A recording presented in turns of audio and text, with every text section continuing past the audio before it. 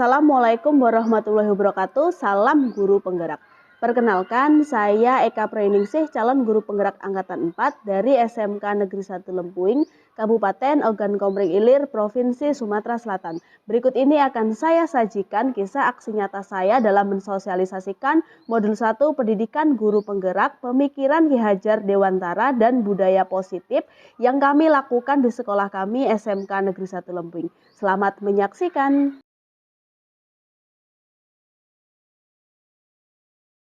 Guru, wakil kepala sekolah dan staf tata usaha SMK Negeri 1 Lempuing, yang terhormat juga untuk kita semua. Marilah kita panjatkan kehadiran Allah Subhanahu wa Ta'ala, karena berkat beliaulah kita dapat berkumpul di ruangan dalam keadaan sehat walafiat. Amin. Junjungan kita Nabi besar Muhammad Sallallahu Alaihi Wasallam, karena berkat beliaulah kita dapat menuju zaman terang benderang seperti yang kita rasakan pada saat ini. Saya di sini selaku moderator ingin menyampaikan susunan acara pada pagi hari ini.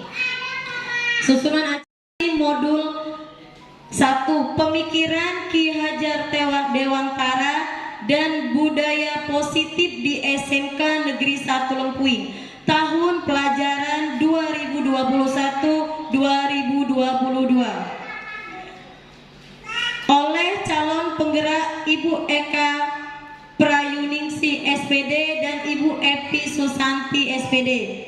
Acara yang pertama pembukaan, acara yang kedua menyanyikan lagu Indonesia Raya, dan acara ketiga sambutan Kepala SMK Negeri 1 Lempuing, dan ketiga acara inti sosialisasi modul guru penggerak yang akan disampaikan oleh Ibu Epi dan Ibu Eka. Acara 4 yaitu penutup dan doa.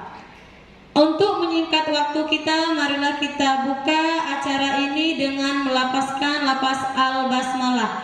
Bismillahirrahmanirrahim. Acara yang kedua yaitu menyanyikan lagu Indonesia Raya yang akan dipimpin oleh Ibu Rista. Hadirin dimohon berdiri.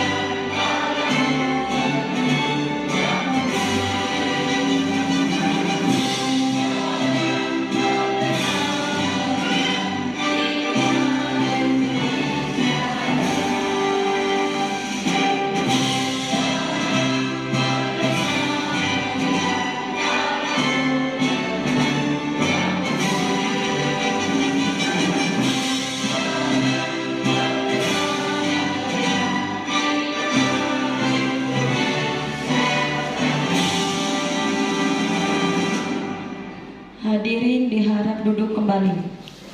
Bapak Mariono SPD MSI, padanya kami persilakan.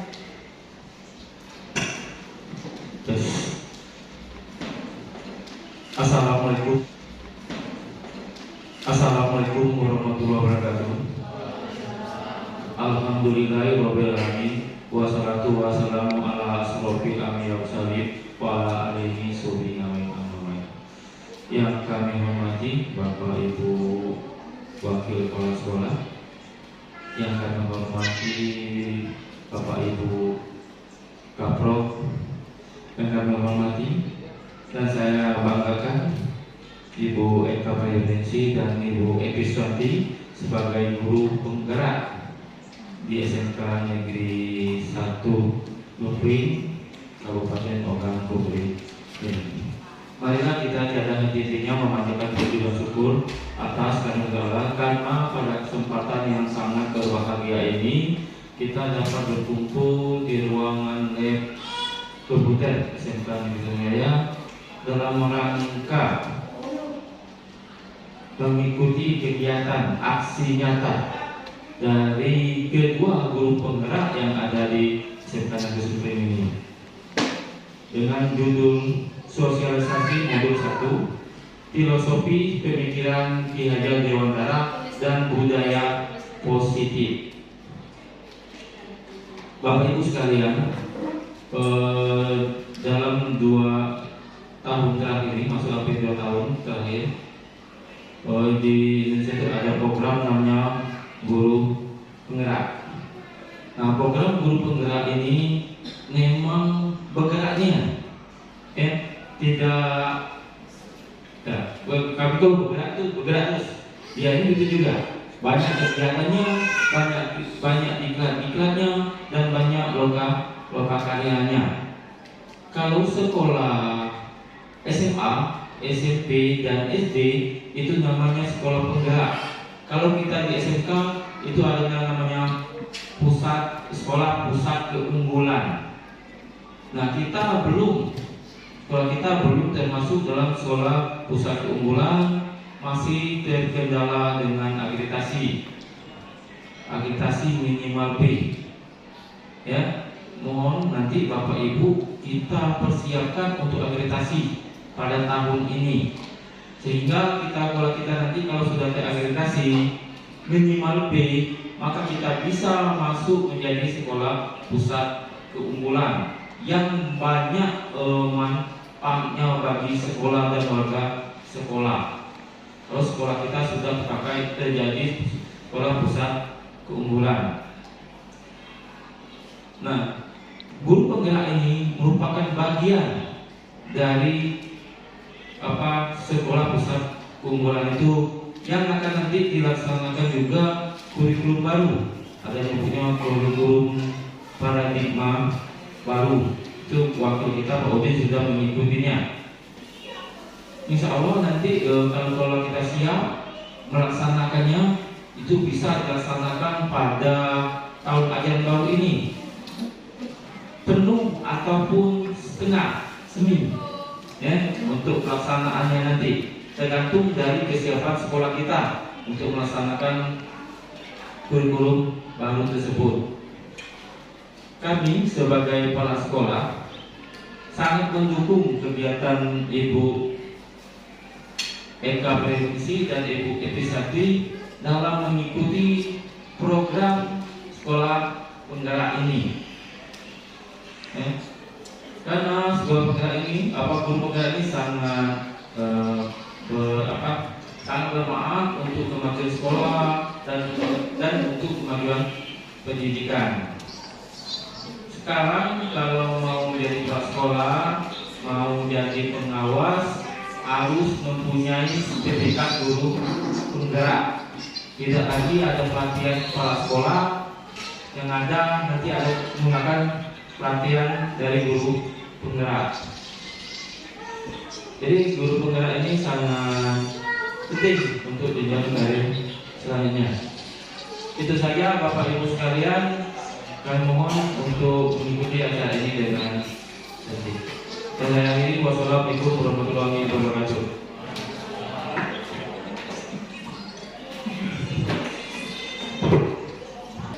Acara selanjutnya yaitu acara inti sosialisasi modul guru penggerak oleh Ibu Epi Susanti SPD dan Ibu Eka Prayuningsih. Kepadanya kami persilakan.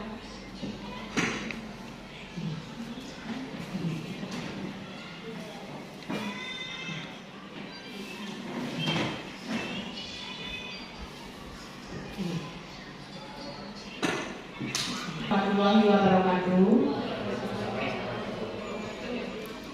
Kepada yang terhormat Bapak Mariono SPD MSI sebagai Kepala Sekolah SMK Negeri 1 Lempuying, yang terhormat Bapak Wakil Kurikulum, Bapak Wakil Sarana dan Prasarana, serta Bapak Wakil Bidang Kesiswaan yang menyempatkan waktunya untuk hadir. Yang terhormat Bapak Ibu rekan guru dan staf tata usaha yang sempat hadir, saya ucapkan ribuan terima kasih karena telah menyediakan waktu luang untuk memenuhi undangan kami dalam acara sosialisasi modul 1 Filosofi Pemikiran Ki Hajar Dewantara dan Budaya Positif. Sebelumnya Bapak Ibu, di sini saya Epi Susanti dan Ibu Eka Prayuningsih sebagai calon guru penggerak dari SMK Negeri 1 Lempuying akan memaparkan hasil yang kami dapatkan selama kami mengikuti program pendidikan guru penggerak. Benar yang disampaikan oleh Bapak Mariono tadi, untuk saat ini salah satu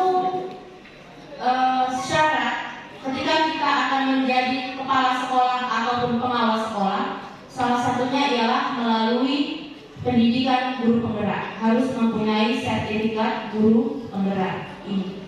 Kemudian selain itu, nantinya pendidikan guru penggerak ini yang saya tahu informasinya akan dibuka sampai gelombang ke-13. Untuk saat ini baru dibuka sampai gelombang ke-6, di mana OKI hanya bagian di gelombang ke-4.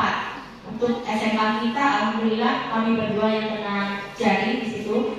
Siapa tahu nanti gelombang ke-7, ke-8 atau ke-9 ada wilayah kita yang kena.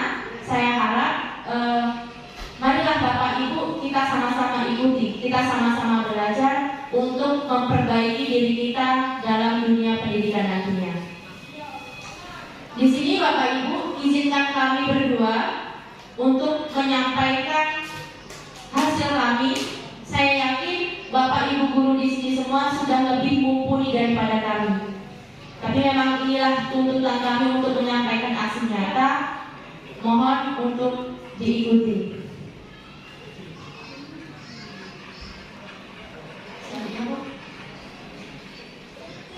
4 modul yang harus kita selesaikan, di mana kami baru menyelesaikan 1 modul. 1 modul itu kami tempuh dari bulan 10, 11, 12. Berarti selama 3 bulan kami menyelesaikan modul 1. Di modul 1 itu ada 4 sub materi. Berarti kami nanti masih kurang 3 modul lagi. Modul yang pertama ini tentang pemikiran Ki Hajar Dewantara dan budaya positif. Menurut Ki Hajar Dewantara, pendidikan adalah memberikan tuntunan terhadap segala kekuatan kodrat yang dimiliki anak agar ia mampu mencapai keselamatan dan kebahagiaan yang setinggi-tingginya, baik sebagai seorang manusia maupun sebagai anggota masyarakat. Telah kita ketahui bersama bahwa Bapak Ki Hajar Dewantara atau Bapak KHD itu adalah seorang pahlawan pendidikan di Indonesia, di mana menurut Bapak KHD dalam pendidikan itu ada 3 pokok khusus. Yang pertama adalah taman siswa. Pernah dengar kata taman siswa, Bu? Taman siswa, pamong, dan among.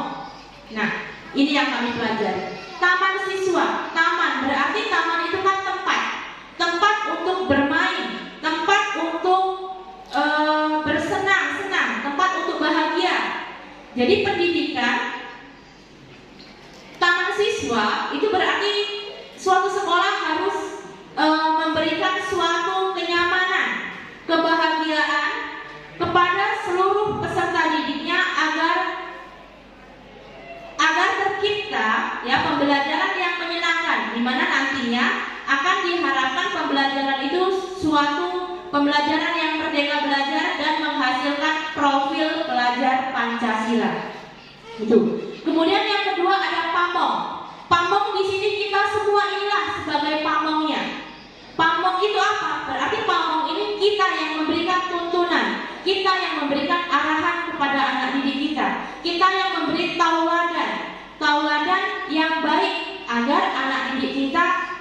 terjaga karakternya, kemudian etikanya itu.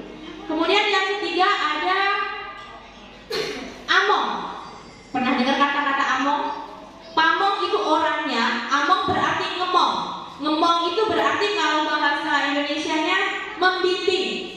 Ya, di sekolah itu ibaratkan sebuah ladang pertanian. Sekolah sebagai ladangnya, kita guru sebagai petaninya, siswa kita sebagai benihnya. Ya, benih jagung kalau ditanam berarti diharapkan akan tetap tumbuh menjadi jagung. Benih padi kalau ditanam berarti nantinya akan tumbuh menjadi padi.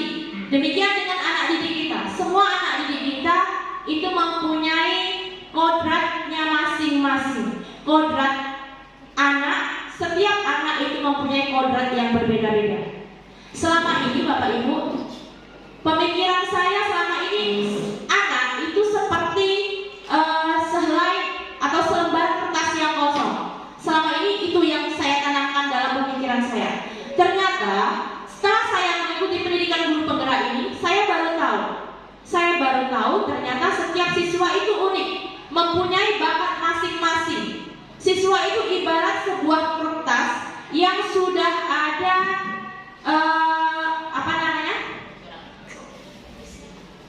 ada bayangannya, ada coraknya. Tinggal kita sebagai guru yang menebalkan corak atau bayangan tersebut, sehingga terciptalah suatu gambaran yang sempurna nantinya. Jadi tugas kita memberikan tuntunan, menuntun ke arah yang lebih baik itu. Kalau kita sebagai petani, kita punya ladang kita ialah sekolah. Kita sebagai petaninya, peserta didik kita sebagai benihnya. Apa yang bisa dilakukan oleh seorang petani?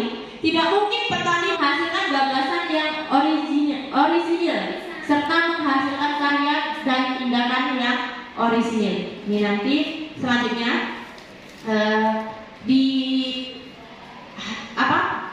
selanjutnya nanti akan kami perjelas lagi mengenai kreatif ini di budaya positif nantinya.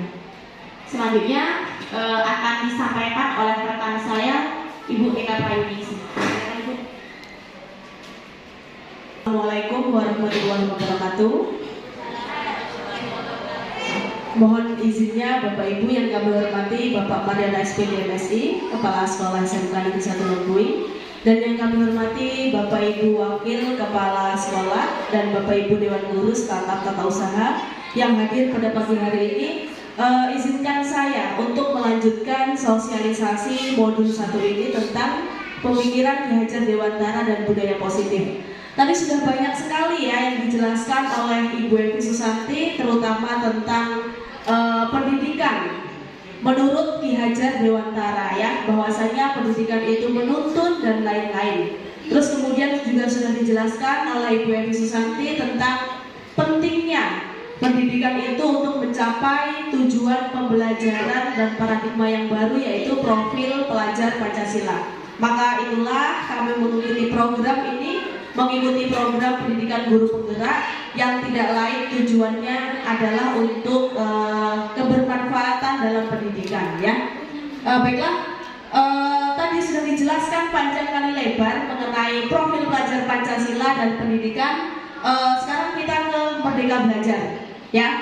Kalau kita tadi sudah tahu bahwasanya sebenarnya Kementerian Pendidikan itu menginginkan guru-guru zaman sekarang yang di era modern itu seperti filosofi Ki Hajar Dewantara, bahwasanya Ki Hajar Dewantara itu selalu mengedepankan among dalam mendidik siswa. Nah, among di sini tidak harus, kalau misalkan kita berpikir secara pendek ya, among itu kan layak untuk siswa TK, SD, bahkan SMP aja sudah dewasa, jadi sudah gak patut untuk di pendidikan among. Tetapi sebenarnya pendidikan among menurut Ki Hajar Dewantara, pendidikan yang menuntun ini ternyata bisa dan bermanfaat jika kita terapkan di pendidikan tingkat SMK.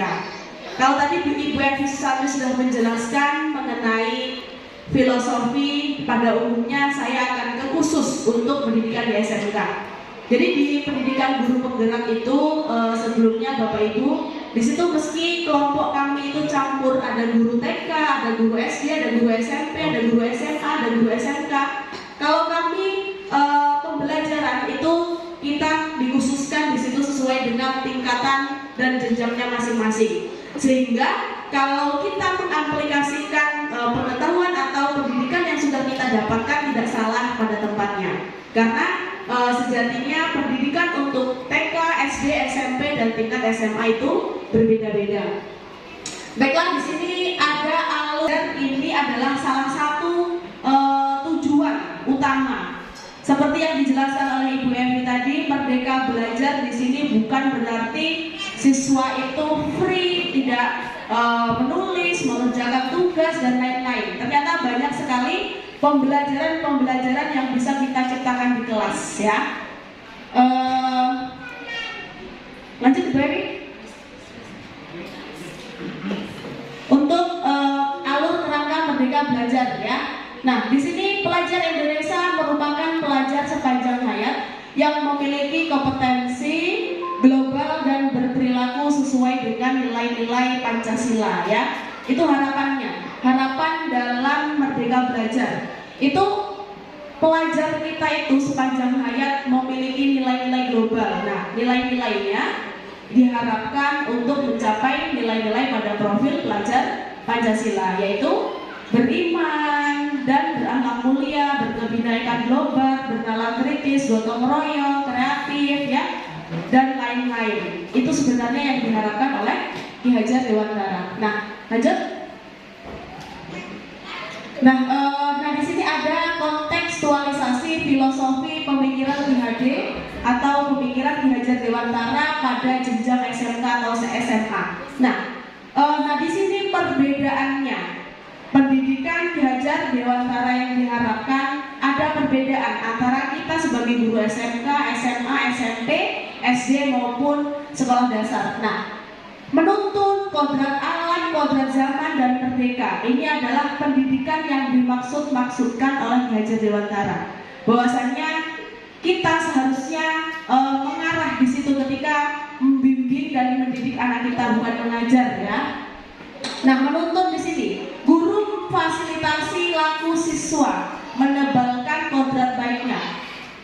Seperti yang sudah dijelaskan oleh Ibu Evi Susanti tadi, bahwasanya sebenarnya siswa itu bagaikan secari kertas kosong, ya. Tetapi mereka ini sudah memiliki bayangan atau sudah memiliki kerangkanya sebenarnya di situ. Menebalkan. Tetapi penebalannya di sini kita ciptakan kodrat baiknya. Anak didik itu kita sendiri, apalagi kita sebagai seorang guru yang mengajar di SMK yang rata-rata siswanya itu laki-laki. Siswa SMK kita ini sering saya angkat masalahnya pada ketika kami melakukan Zoom meeting dan pembelajaran yang lain-lainnya. Banyak sekali permasalahan-permasalahan yang terjadi, terutama untuk anak-anak laki-laki kalau di tingkat SMK kita. Nah, saya di situ pengen tahu bagaimana cara menghadapi mereka sebenarnya. Tetapi mohon maaf untuk beberapa bulan ini kalau misalkan saya banyak kekurangannya, dan saya mohon untuk Bapak Ibu Dewan Guru bisa memakluminya, ya. Nah, di sini kita itu sebagai guru untuk menuntun, ya. Kita kalau pembelajaran kita lakukan refleksi. Kita lakukan refleksi, kita ajak anak-anak itu untuk berpikir kritis. Berpikir kritis itu di sini pembelajaran gak harus dari guru saja yang harus mengasih materi. Jadi anak-anak itu kita kasih judul besar, mereka suruh mencari sendiri apa itu materinya.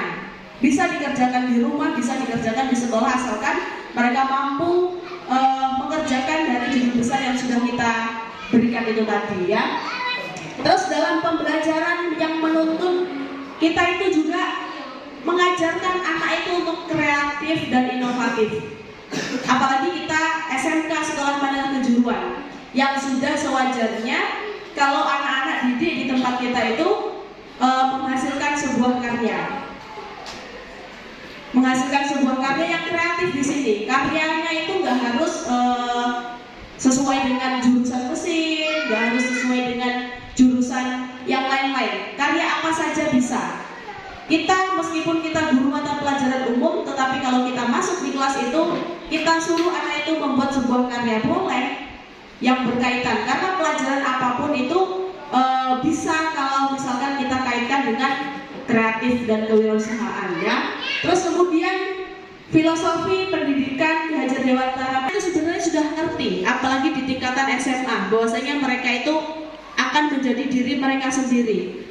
Kita hanya mengarahkan saja, nanti mereka mengikuti sesuai dengan pemikirannya sendiri. Tetapi di situ kita menuntun ke arah perbaikan. Seperti kalau misalkan ketemu dengan guru, kita ingatkan kepada anak-anak untuk melakukan senyum, sapa, salam, sopan dan santun ya. Kalau kita analisis bersama untuk karakter di siswa-siswi SMK Negeri 1 Lempuing ini agak melemah ya, terutama apabila berpapasan dengan kita di jalan.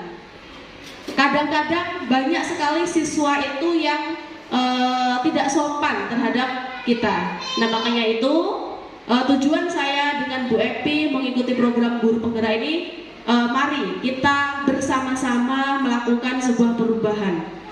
Bukan perubahan SMK N1 Lempuing dari akreditasi C ke A, itu harapan besarnya sebenarnya. Tapi perubahan dasarnya menemukan passion ya, menemukan passion, potensi, minat dan bakat, proyeksi diri di masa depan.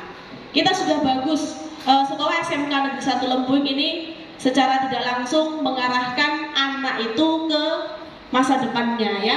Terus kemudian kodrat zaman ya, yang diharapkan anak itu bisa mengerti antara posisi lingkungannya, anak itu bisa paham dan bisa membedakan lingkungan di luar dengan lingkungan di sekolah ya. Terus kemudian merdeka yang disebut-sebutkan oleh Ki Hajar Dewantara, yaitu merdeka menjadi diri sendiri. Di sini sebenarnya artinya anak itu menjadi diri sendiri tapi tidak lepas tanggung jawabnya terhadap Tuhan dan negara ya. Terus percaya diri dan mandiri. Jadi kita itu sebenarnya punya segala cara untuk melatih kemandirian anak itu agar bisa menemukan jati dirinya. Kita punya segala cara. Meskipun di kelas itu mungkin dengan kita asah presentasi, jadi anak-anak itu bisa menjadi diri sendiri dalam membawakan presentasi itu. Satu langkah supaya anak itu lebih bisa bicara di depan umum sebenarnya, atau mungkin melalui pelatihan-pelatihan organisasi dan lain-lain ya. Lanjut Pak. Terus nah bermain, selama ini Ki Hajar Dewantara karena beliau itu memiliki taman kanak-kanak ya, jadi konsep bermainnya mungkin yang kita kenal secara luas hanya di tingkatan TK dan SD ya. Tetapi sebenarnya bermain itu bisa dalam tingkatan SMK, yaitu bermainnya dengan cara apa? Bermainnya dengan cara berkarya ya. Tidak melulu kompetensi, maksudnya di sini pembelajaran itu tidak harus kompetensi atau materi-materi terus. Jadi di kelas itu bisa berkarya, bisa diselingi game dan lain-lain. Terus siswa menjadi subjek ya, berpihak kepada siswa yang semua pribadinya unik. Jadi siswa itu sebenarnya memiliki sikap dan karakter masing-masing. Kita sebagai guru hanya menuntun dan mengarahkan untuk mencapai keberhasilan pada karakter yang dimiliki oleh anak-anak itu sendiri ya. Yang terakhir, selamat dan bahagia yang diharapkan oleh kita sebagai seorang pendidik ya. Keadaan yang memiliki rasa bahagia. Jadi anak itu seharusnya kalau kita masuk kelas, kalau bisa kita keluar dari kelas itu, anak itu rasa hatinya lega dan nyaman ya, serta bahagia karena kita sudah keluar dari kelasnya.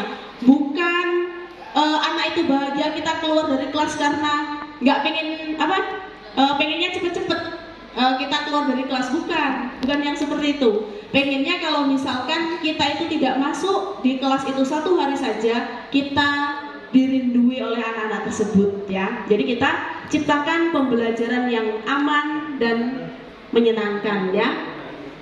Anak-anak itu memiliki kepuasan batin ya, secara sehat, secara fisik dan mental, serta menjaga kualitas hidup yang baik ya.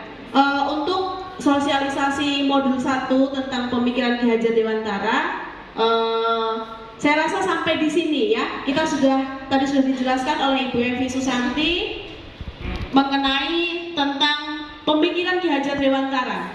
Sudah juga dijelaskan mengenai harapannya sesuai dengan pemikiran Ki Hajar Dewantara bisa mencapai merdeka belajar serta profil pelajar Pancasila. Oke, sebelum kita lanjut ke budaya positif, apakah Bapak Ibu Dewan Guru semuanya capek dan stres? Kita diam sebentar ya. Kita diam sebentar.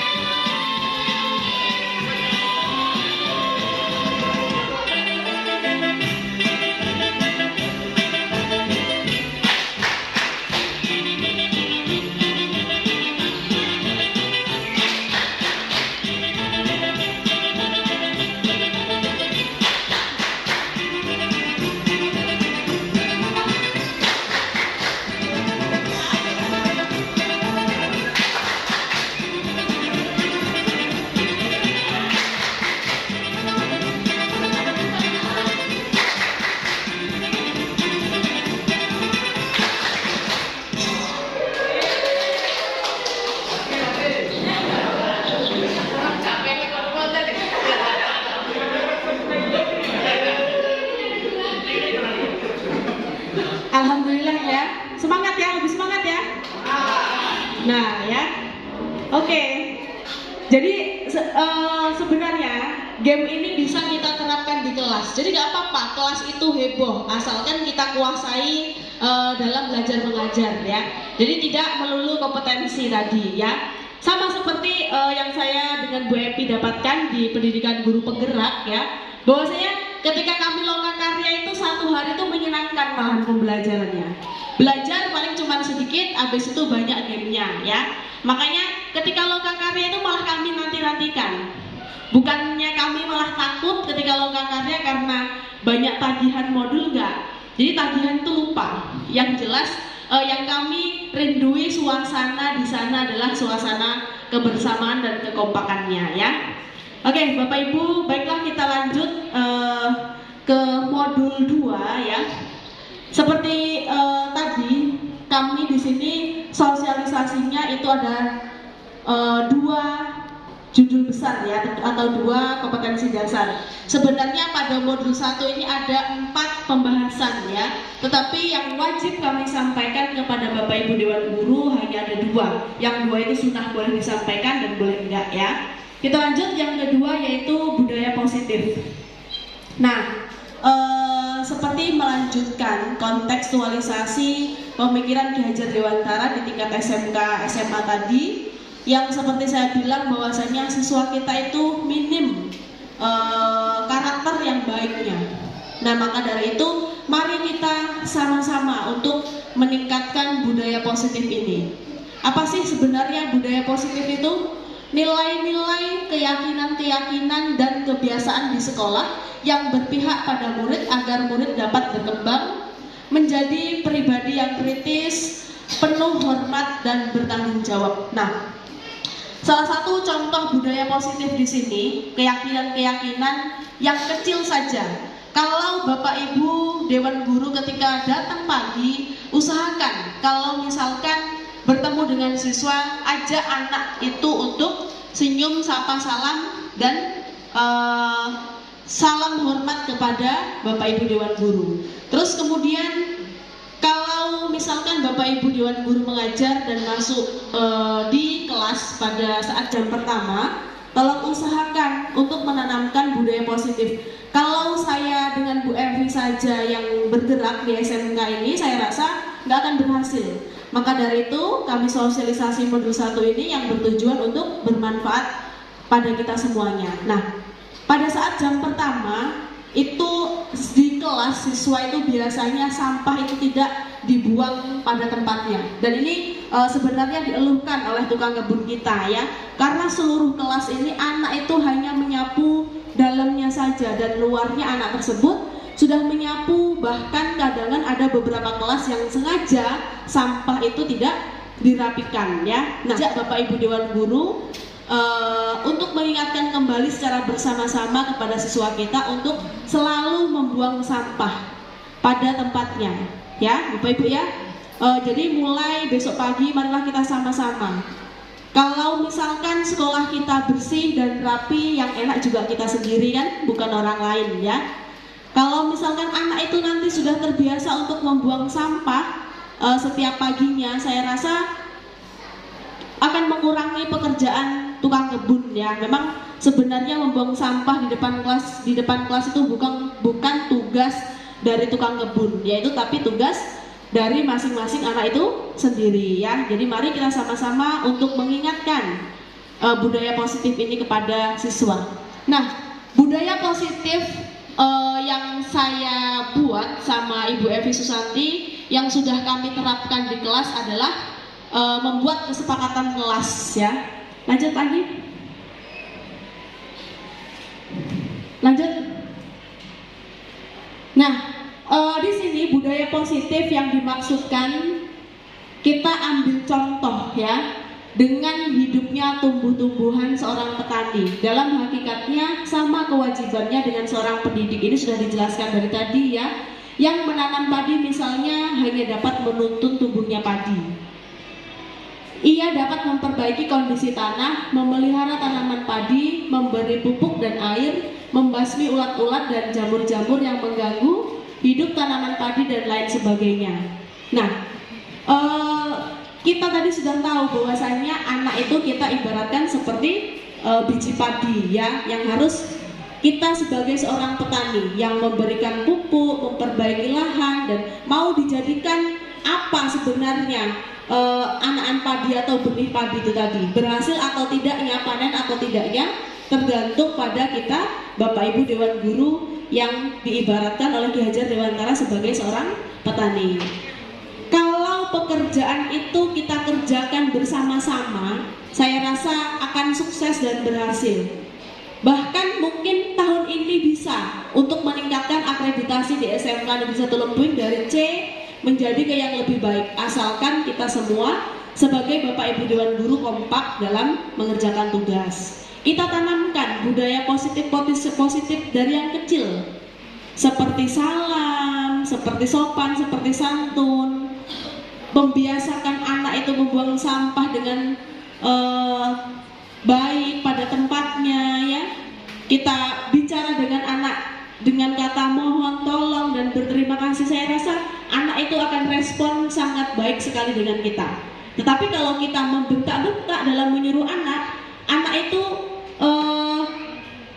berangkat karena terpaksa. Nah, di sini ada 6 bahan paradigma, stimulus respon, terus kemudian arti disiplin, dan 3 motivasi perilaku manusia, keyakinan kelas, hukuman dan penghargaan, kebutuhan dasar manusia, posisi kontrol, dan yang terakhir segitiga restitusi. Lanjut. Nah, di sini ada perubahan paradigma ya. Kita main kepalan tangan, misalkan. Di sini ada A dan B, ada Bapak Ibu dan teman Bapak Ibu misalkan ya. Bapak Ibu disuruh menyobek secari kertas kecil, tuliskan benda atau sesuatu yang sangat berharga di tangan Anda ya. Letakkan di salah satu tangan Anda dan genggam benda atau sesuatu tersebut dengan segala daya ya. Terus kemudian buatlah sebuah kepalan. Yang teman yang satunya berusaha untuk mencoba dengan sekuat tenaga dengan berbagai cara meminta Anda untuk membuka sebuah benda tersebut yang ada di genggaman Anda. Ya, apa? Iya. Coba saya minta Pak Gianto sama Pak Amar ke depan. Pak Gianto sama Pak Amar ke depan. Pak Gianto sama Pak Amar ke depan.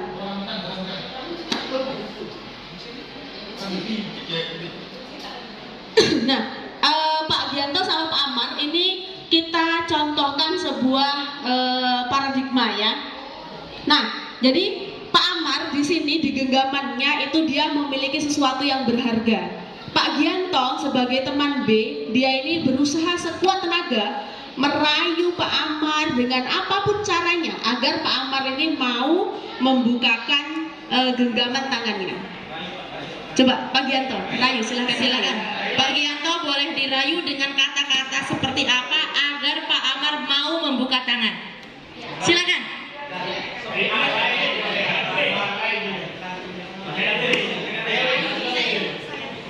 Pak Amar, tolong buka genggaman sampean. Nanti kalau sampean buka genggaman ini, tak traktir di kantin. Iya, ini benar, ini saya bawa duit. Tapi cuma 2.000. Nanti pokoknya silakan sampean makan. Ibaratnya boleh mesen somai ataupun soto ataupun yang lain. Yang penting ini dibuka. Setelah acara ini selesai kita ke kantin. Ini berarti usaha Pak Gianto untuk mengontrol seseorang ya, bisa atau enggak, berhasil atau enggak? Ayo Pak silakan. Kalau emang nggak mau ya berarti nanti hangus lah tawarannya untuk ke kantin.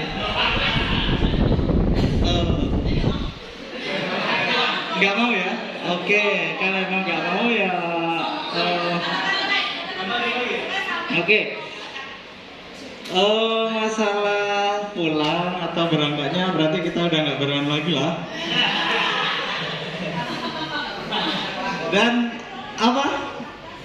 Masalah kita kan sering ibaratnya join dari makanan-makanan. Berarti kalau emang sampai nggak mau buka ini, berarti kita udah nggak joinan lagi. Masalahkan ibaratnya kita ini CS kental. Nah, jadi apa yang ibaratnya sampean minta ya kalau saya punya tak kasih, kalau sampean punya ya saya minta mohon dikasih. Nah sekarang sampean punya ini sesuatu di tangan, tolonglah dibuka.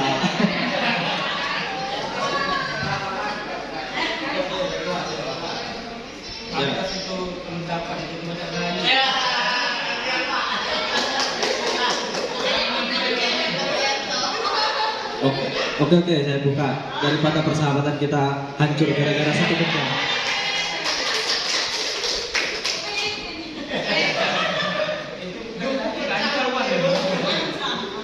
Oke, terima kasih Bapak Amar dan Bapak Gianto. Mohon tepuk tangannya untuk kita semua, Bapak.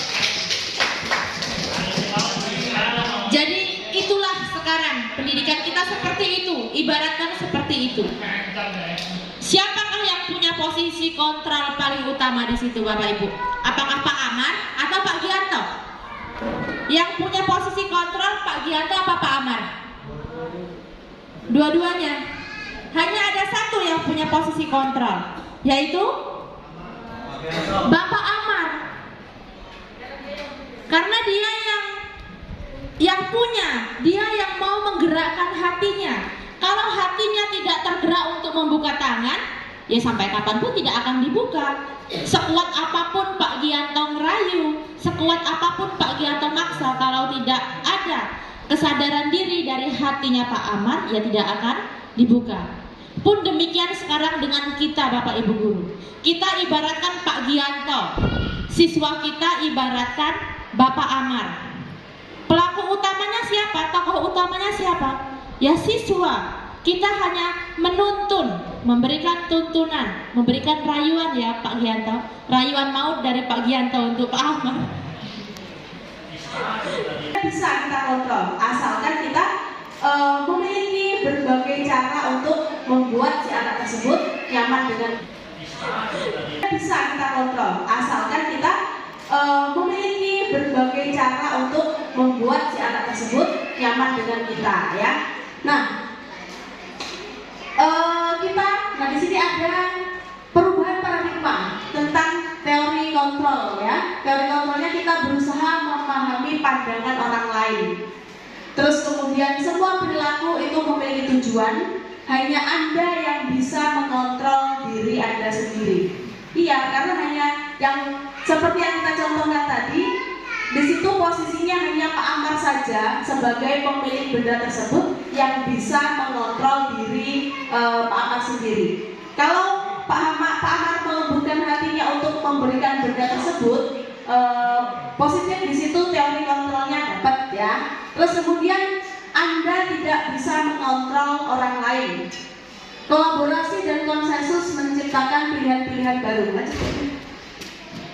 Nah, di sini setelah materi paradigma ada di situ disiplin.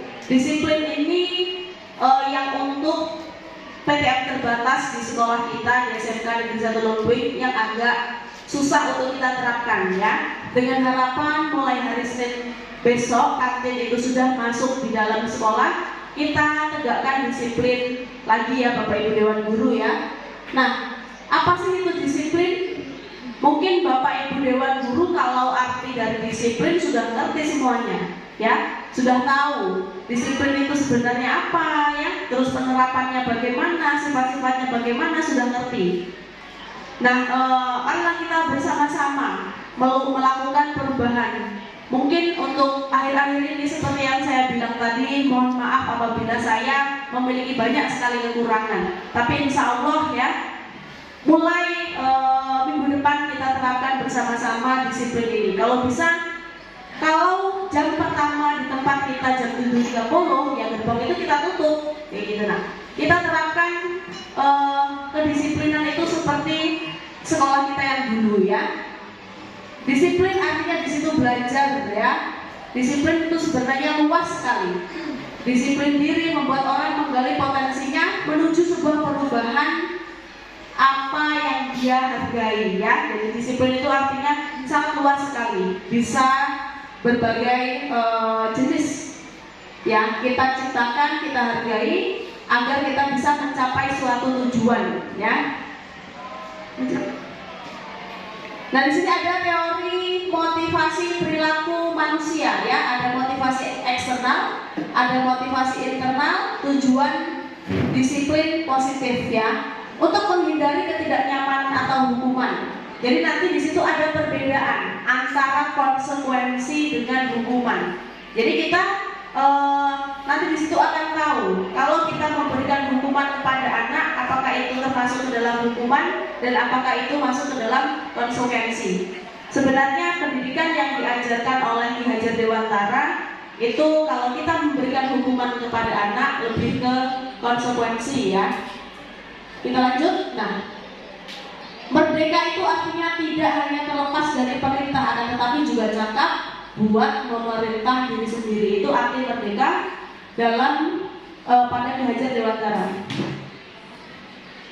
Nah, di sini ada perbedaan antara keyakinan kelas, hukuman, dan penghargaan.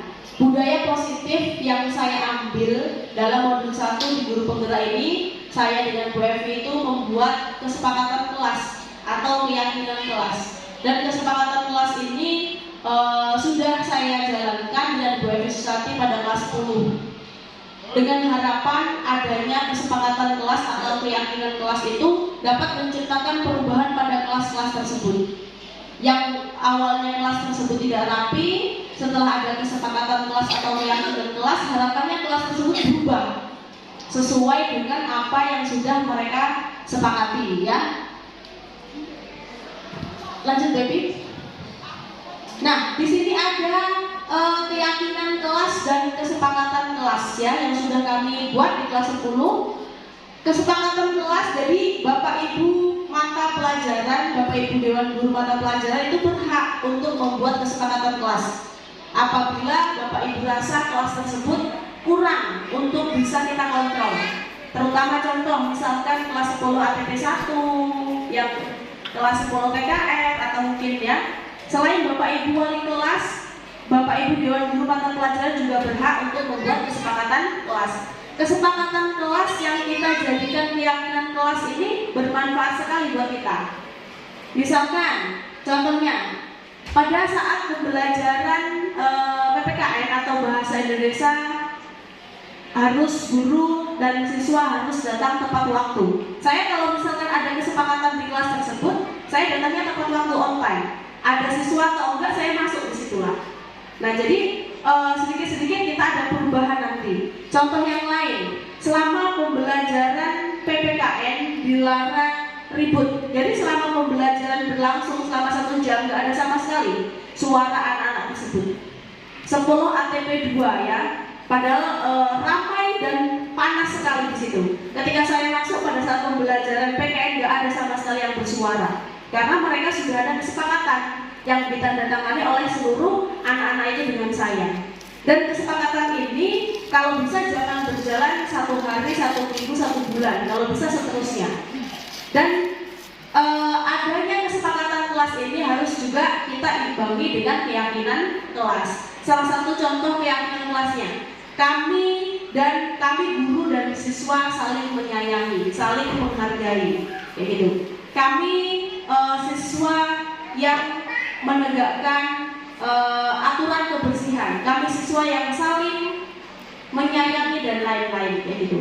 Ya, contoh peraturan kelas atau kesepakatan kelas yang lain, aktif dalam pembelajaran, sebelum berdoa, sebelum dan sesudah pembelajaran. Baik itu jam pertama, baik itu jam kedua, jam ketiga, boleh berdoa sebelum kita memulai pembelajaran. Nah, kesepakatan kelas yang kecil yang seharusnya diterapkan di TK ini ya, biasanya di TK, di SD, sebenarnya bisa kita terapkan di tingkat SMK.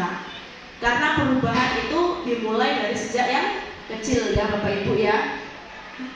Misalkan contohnya peraturan atau kesepakatan kelas tadi, tapi di sini umum ya, selalu kembalikan buku ke tempatnya. Di situ dapat poin yang kita dapatkan adalah rasa tanggung jawab anak tadi, terutama apabila mengambil buku di perpus. Saya yakin kalau anak itu sudah paham dengan kesepakatan dan peraturan kelas seperti ini, meskipun kita tinggal di kantor guru ya, buku itu pasti akan dikembalikan ke perpus, kemudian ke kita masing-masing.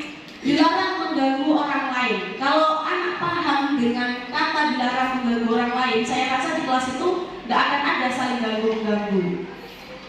Terus kemudian hadir di sekolah 15 menit sebelum pembelajaran dimulai. Contoh nih ya, nilai kebajikan yang didapatkan, menghormati orang lain, komitmen pada tujuan, dan lain-lain di situ. Banyak sekali contohnya. Tapi bisa kita ambil beberapa dan kita sesuaikan dengan kelas yang kita masuki tadi ya. Insya Allah nanti berlanjut di kelas 10, kelas 11, dan kelas 12. Terus kemudian, nah di sini ada dihukum oleh penghargaan.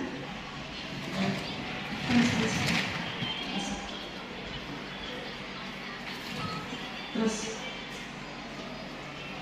Nah, di sini ada perbedaan hukuman dan konsekuensi tadi ya. Hukuman itu adalah sesuatu yang menyakitkan yang harus terjadi. Jadi untuk anak-anak kita tingkat SMK, kalau bisa kita itu kalau misalkan pengen memberi hukuman, ya mungkin selama ini ada beberapa hal yang saya lakukan, saya salah. Sebelum saya mengetahui teori ini, saya mohon maaf yang sebesar-besarnya. Tetapi seharusnya kita sebagai pribadi yang mendidik dan menuntun, kita harus bisa membedakan antara hukuman dan konsekuensi pada anak ya. Nah, terus kalau hukuman itu membuat anak sakit untuk jangka waktu yang lama ya. Kalau konsekuensi membuat anak merasa tidak nyaman dalam jangka waktu pendek ya. Jadi anak itu cepat jerahnya. Bukan berarti kalau anak itu bersalah nggak kita hukum, nggak. Tetap kita kasih hukuman tapi dalam bentuk konsekuensi ya. Kalau konsekuensi itu anak itu menghargai disiplin nanti. Tetapi kalau hukuman, anak itu membenci kedisiplinan. Bahkan terkadang dimanapun kita berada, kita masih nama kita dibenci oleh anak tersebut. kalau kita memberi hukuman yang terlalu keras. Tetapi kalau kita memberikan konsekuensi, memberikan kesadaran kepada anak bahwasanya tindakan yang mereka lakukan itu salah, saya rasa anak itu akan selalu mengingat apa pesan kita di situ, ya. Terus kemudian kalau hukuman itu mendorong anak menyakiti diri sendiri, ya. Kalau konsekuensi mendorong anak agar mudah menyesuaikan diri, ya. Konsekuensi itu bisa bermacam-macam yang kita ambil dan kita terapkan, ya. Lanjut, habis ya. Nah, Bapak Ibu Dewan Guru, demikianlah tadi mengenai budaya positif yang bisa saya sampaikan. Nanti masih ada sedikit lagi yang akan disampaikan oleh Ibu Evi Susanti, lanjutan dari budaya positif ini. Mohon maaf apabila dari awal hingga akhir saya melakukan kesalahan, dan semoga apa yang saya sampaikan bisa bermanfaat kepada Bapak Ibu Dewan Guru. Terima kasih, saya akhiri. Wassalamualaikum warahmatullahi wabarakatuh. Sebelum kita lanjut ke materi, kita ice breaking dulu ya Bapak Ibu. Kita berdiri. 5,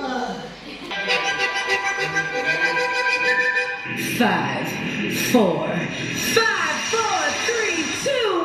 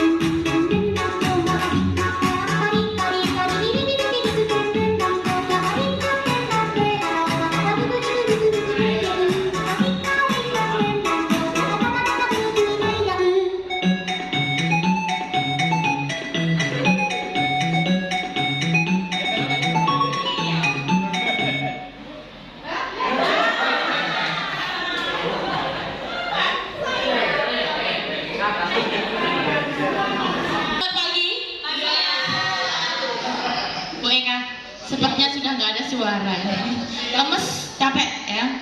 Tetap semangat ya Bapak Ibu ya. Bismillahirrahmanirrahim. Allahumma sholli ala sayyidina Muhammad sayyidil awwal wal akhir walhamdulillahi rabbil alamin. Hadana minan nasakirin Allahumma bari'afi ni'amu wa liqafi mazidah. Ya rabbal alamin hamdu kama yang badi jalali wa jalal karimu wa andumistanik. Allahumma rabbana habana min azwajina wa dhurriyyatina qurrata a'yunin waj'alna imama.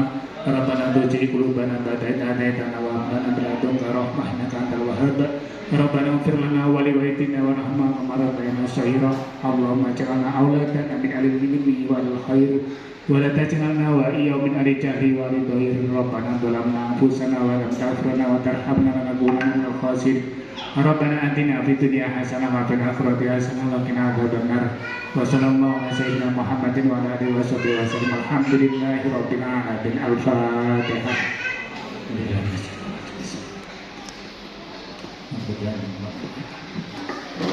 Baiklah, sekian acara kita pada pagi hari ini. Saya selaku pembawa acara Guru penggerak.